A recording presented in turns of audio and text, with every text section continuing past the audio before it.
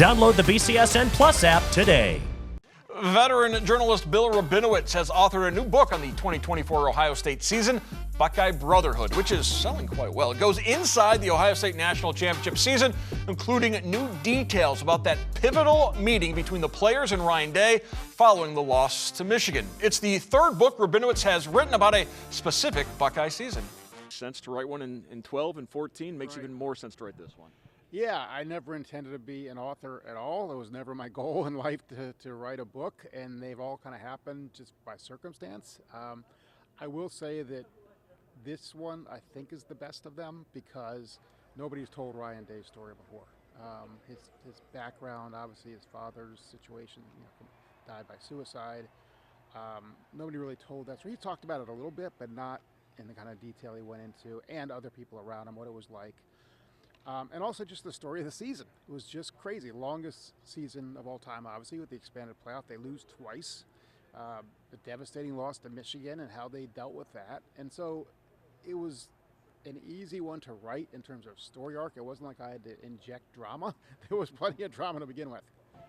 And that's the amazing thing about reading this book is not only did Ryan Day open up, but you talked to Nina, you talked to RJ, his son, right. You talked to the Day family about what that period between Michigan and Tennessee was like. One of the funniest things, I talked to Ryan's brother, Chris, and he lives in New Hampshire, and a moving truck came, one or two moving trucks came to his house. They had Michigan plates, like they were going to evict him from his house in New Hampshire.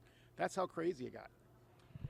In the news right now, college students, college athletes can bet on pro sports, and that's one of the storylines in your book is the way that gambling affected people's reactions. Yeah, when Jaden Fielding missed the 2 field goals against Michigan and went home, there were people waiting for him. He kind of assumed, well, it was more than assumed, he kind of knew because one or two of them said, "You owe me money. You missed the kicks." I was like, wait a minute, I feel bad enough for missing the kicks. This is the line you shouldn't cross. People are going to read this book. They're going to read about the meeting, and you've got some details of that meeting that have not been reported since.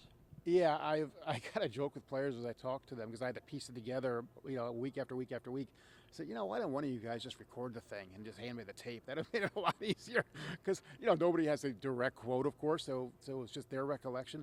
But yeah, what essentially happened is Ryan Day, after meeting with the leadership council on the team on the Monday after Michigan, they all decided it'd be a good idea for the whole team to meet with just Ryan Day, no other coaches. They met in the team room where he has the press conferences. And for, I don't know how long it lasted, people told me it was an hour and a half, 2 hours, whatever it might have been. And they just unburdened themselves. They didn't hold back. Players criticized Day. Day went back at the players, but it wasn't in a nasty way. It was a let's fix this. What did we do wrong? Let's fix this. And player after player told me that one team walked in the room and another team left the room. Cover of the book, Jack Sawyer scoring in the Cotton Bowl, and it is amazing the way you got so many people's reaction to where they were at that moment. That was a fun chapter. There were some that were not so fun, dealing with the aftermath. That was a fun one because all I had to do is essentially say to these players and coaches, where were you? What did you do?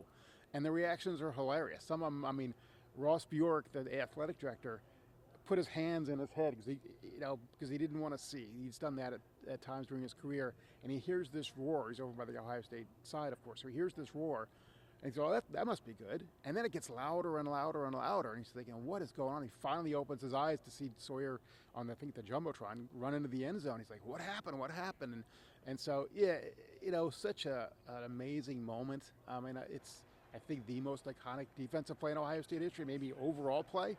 Because everyone kind of knew Texas was the team that could beat them. They respected Notre Dame, but they didn't fear Notre Dame.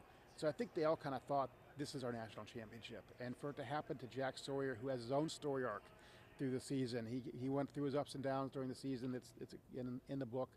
For him to make the play, he was the guy who was the ringleader in getting all these guys to stay for another year, and he makes that play.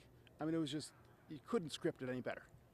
Surprised at all at the reaction of how well the book's been doing in terms of selling? I'm shocked. It's the #1 football book on Amazon, even though you can't get it for like a month. The other books I've done have done well, nothing like this. And it's beyond what I thought would happen. I've been thrilled by the reaction, not just the sales. The sales are, but people really like it. And that's really gratifying, because when you're doing it, it's 4 months, and I only had 4 months to do it. It feels awful because you just know what the flaws are, what the holes are, and to see it come together, because it's not till the very end, if you're lucky, that you think, okay, it's okay, and then with time you think, okay, maybe it was pretty good, but to see other people say, I loved it, that's the best feeling of all. The book also reveals why winning the national title on January 20th was an even more meaningful date for Ryan Day and his family.